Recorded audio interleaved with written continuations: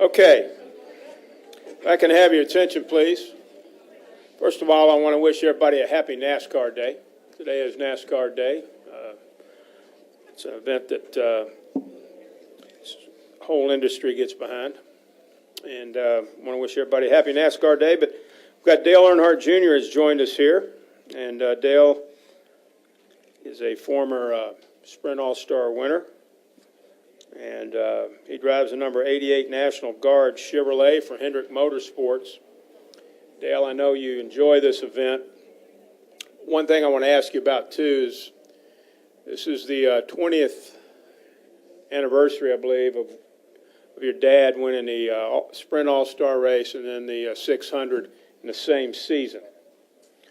It's a pretty cool accomplishment. I know the track has got a big promotion surrounding that. But as you look back on that, I know, does anything stick out in your mind about that as you reflect back on that type of an accomplishment that your dad had? We on there? Yeah, we're good now. Sorry. Yeah, I was really young then. I remember that in that year, in that season, and the season either before or after that, 86 and 87 were just two really, really good years. And I think he started off one of them years winning like 8 out of the first 10 races or something crazy. But you know, they just had a really good team, and they were having a lot of fun. Everybody was really happy and getting along with the success they were having. There were some really, really good personalities on that team that are still in the garage today. Just walked past Denny Lawrence walking in here. So you think about not only Dad and just the success, but you think about the group, the guys, the Chocomeyers and all those people that were involved in getting that car to the racetrack, and they just seemed to be hitting on all cylinders, and it was really a lot of fun to witness and a lot of fun to be able to see week in and week out. And they definitely, you know, it's rare. You know, you have, you know, Jimmy winning 5 championships, and you have things like that happen in the series that are phenomenal. But it's rare. It happens, but it's rare when you see a team that really can take control of the entire sport throughout a season. And 86 and 87, man, they were really about as great as you could be. And it was just a lot of fun to watch. And so I know this, you know, the 600 was a big race. We didn't have still a big race, but we didn't have Indy and places like that to share the spotlight, and it was a big event, you know, and it was really similar to Daytona. You know, everybody was at the 600. Everybody was here. We'd sit up in those the condos and watch everything, all the practices, watch every lap that every car ran, and all weekend long. It was just a lot of fun back then. Certainly a different time and a different sport than it is today, but it was a good experience for me. And just being young and having the run of the place, really. And Dale, being a native of North Carolina, being able to race at Charlotte Motor Speedway, I know that's got to feel good for you, and come out here and race here at Charlotte. I know I've always heard you talk about that. Just talk a little bit about that. Yeah, this place is great as far as the history and just the connection to the sport. Being local and having a lot of the crew members and mechanics and everybody involved in the sport from this area. They get to bring out the wives and the girlfriends and the kids and all that stuff. Everybody sort of gets to enjoy the race and gets to come and enjoy the weekend. And you know, we're around here all year long. You know, this is home, and I drive up to Hendricks, just right down the road every week, and so this, you know, you're around this place all the time, and I'm glad it's as successful as it is, and I'm glad that it has the history that it has. I think it's great that we run the All-Star race here, being local and giving everybody an opportunity to have a good time. It is a fun weekend, and it's a fun event. And, I just hope that the track can have as much success as it's had, that I've witnessed it have. I hope that the track can move forward and continue to have great races and produce great memories and moments that will be in everybody's memory bank for a very long time. I think it's been very successful so far, and I just wish it the same going forward. Thanks, Dale. Let's go with questions. Jenna, you got one, and then Dustin, and then we'll go to Lee. Jennifer, AP, my first question's not all that serious. How'd your brisket turn out? Everybody loved it. We didn't have much. We didn't have any left. That was fun.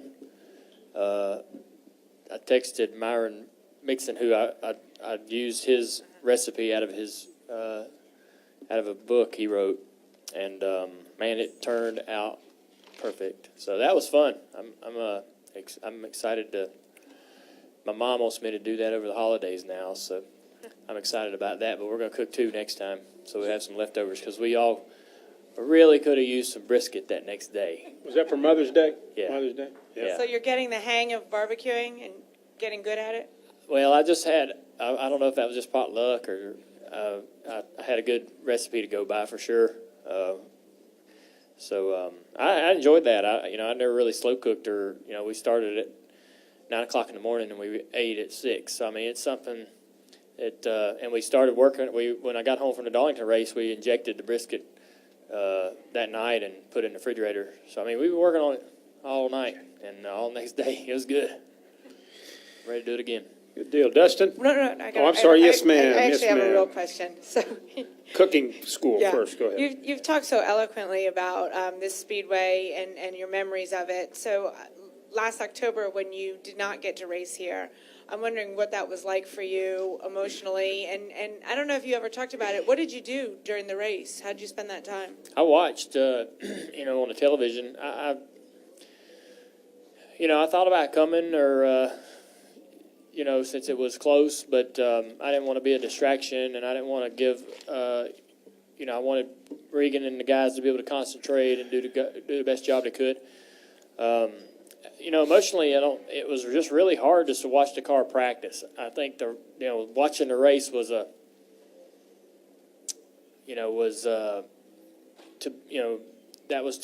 knew I wasn't going to race, but the hard part is to see the car practice because that's when you're, I enjoy the process that we go through in practice where it's me and the guys and we're trying to figure out how to go faster.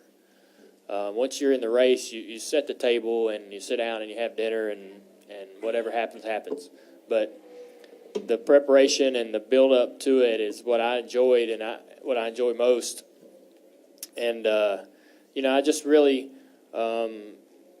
didn't like watching that. They were fast, but man, when the car would go fast, I would just it was like a lot of emotions, like envy and jealousy and just wishing to be out here. I was real selfish about it, I guess, to a fault, but I'm competitive. I want to be in the car and glad I'm back. Dustin? Dustin Long, Motor Racing Network. Dale, how have you changed as inside the car in the thinking process? How much thinking goes on? Is it significantly more than a few years ago? And if so, how have you kind of evolved to this point? Yeah, I think that I don't know that how much I've changed over the years. I know that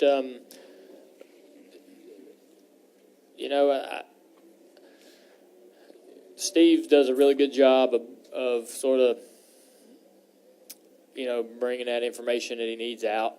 We have a good enough good relationship to where I can talk to him and he can talk to me, and it's not difficult to sort of explain things to him, and he's good. He's good at sort of catching what I'm trying to sell him. When I'm talking about the car, he's real good at really picking up. I don't have to,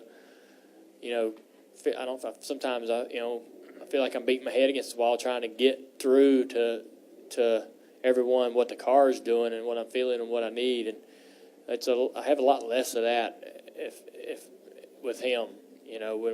Since we worked together, and I think that helps a lot. I don't know that I think that over the years, when you first start driving race cars and you first jump into the series, you're really over eager in a lot of situations. And I think the older you get, the smarter you become, and the better you are at making decisions and understanding what battles are the battles you need to fight, and what battles aren't battles you need to be in the middle of. And I think you get smarter about that, and you finish races. You finish more races, and you don't end up on a hook or tore up with tearing up your race car as often, just being a better, smarter driver over the years. Let's go to Lee, and then we'll go to gentleman in the white, Jim, and then Reed. Go ahead, Lee. Lee Spencer, Fox Sports. Racing for $2 million, sometimes people lose their heads anyway. And what is it about the format that you like, don't like? What are you anticipating on the qualifying tonight? What are your thoughts on this format? Yeah, I mean, I like, the one thing I do like is the 10-lap finish. I don't think we need any more than that to settle the winner. A better idea might be just that last segment be 3 green, white checkers. But the sprint and the urgency that 10 laps or something that short or compact brings is what the ending needs. The fans seem to really, really love when a race has a green, white checkered. I mean, the drivers aren't very fond of it, but the fans love it. And if I'm watching a race and I'm not in it, I like watching that too. But so that might be something they could bring in down the road. But the 20-lap segments, it's all irrelevant to me how many segments we had before the finish. And the qualifying is zany, just with the coming down pit road with no speed limit and all that. But I think it'd be fun to they got rid of the thing downtown with the pit crews, and I really used to enjoy the pit crew competition they had at Rockingham back in the day. And I think that was fun. That was kind of a big deal for the crews back then. There was a lot of pride in that. And maybe that could be something to do with the qualifying. Maybe we don't run any laps. We just, pull into a stall, cross a beacon, have a pit stop, and exit the stall. And I know the pit crews are part of the process in qualifying, but maybe make it more focal about the pit crews themselves solely. Just for qualifying, that'd really put them on a pedestal. But and those guys deserve it. I like that the format. I used to not like that the format changed. I used to love the '87 format was the only format we needed. That's the way I always thought. I thought that was the most exciting one. Why change it? But I kind of think it's fun to tinker on it every once in a while.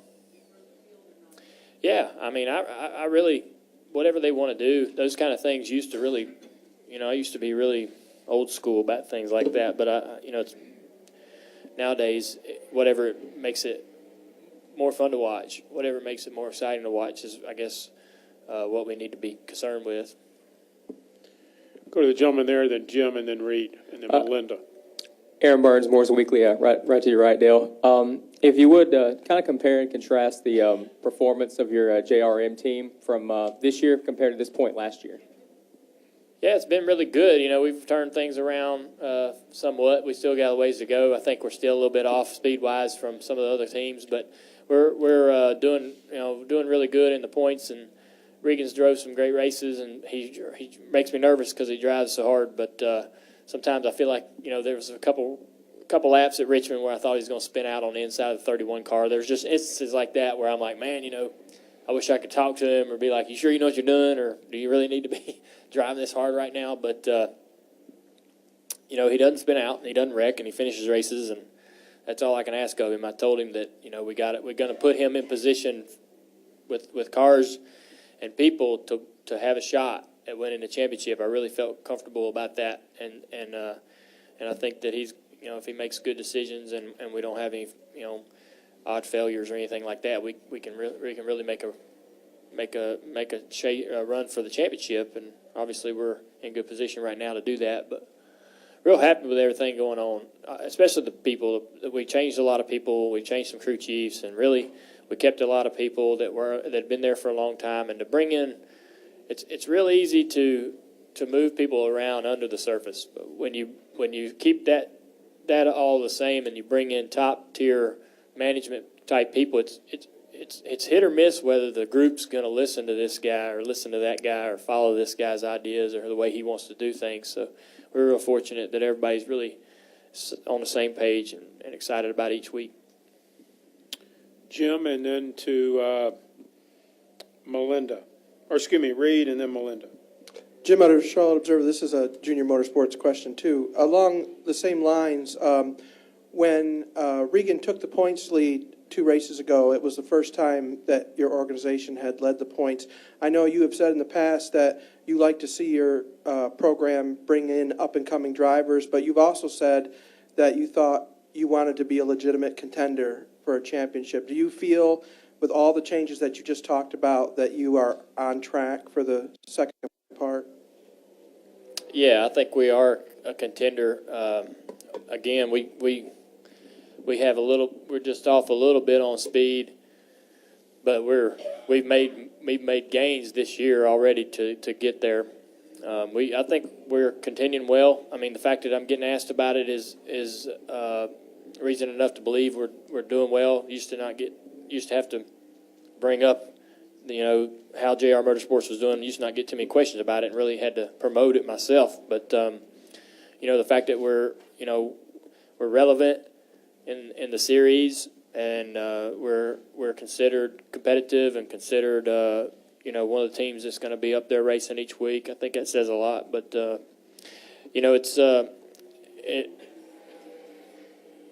it's fun to work with Regan. And the chances of how that all worked out really had a whole lot to do with us getting together last year when I was going through the concussion deal. He just happened to get fired at that time, and I felt like, he needed to be in a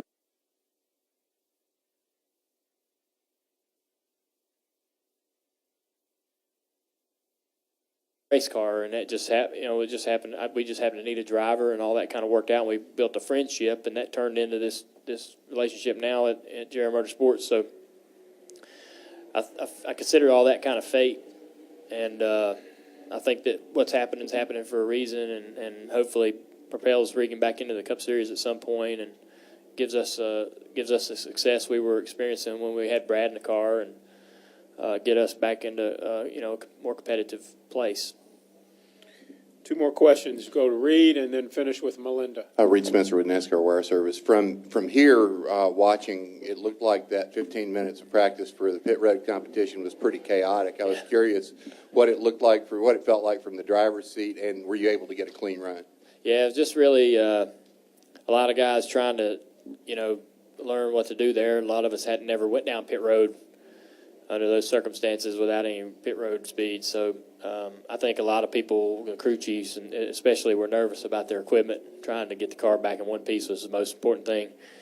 But I don't think in that 15-minute period, I tried to get everything I could out of it. But I think I definitely need more time to experiment with that kind of thing to really perfect it. So I think you're going to see a lot of people kind of all over the place as far as how they approach coming on to pit road and leaving pit road.